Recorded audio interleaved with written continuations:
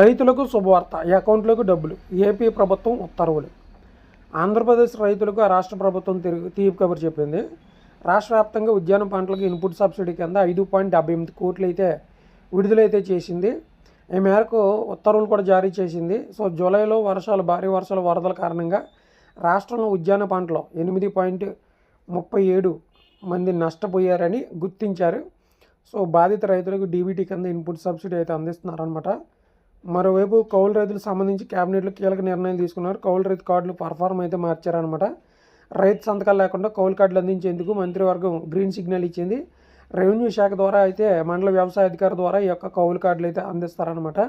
So అంతేకాకుండా ఇటీవల కురిసిన వర్షాలకు పంట నష్టపోయిన వారికి ముఖ్యమంత్రి చంద్రబాబు నాయుడు హెక్టార్ పత్తికి 25,000, వేరుశెనగకి హెక్టార్ ఈ యొక్క రెజిస్ట్రేషన్కి 15,000, పసుపు అరటికి 35,000 చొప్పున, మొక్కజొన్న, కొర్ర, సామర్, రాగులకి అయితే హెక్టార్కి 15,000 చొప్పున.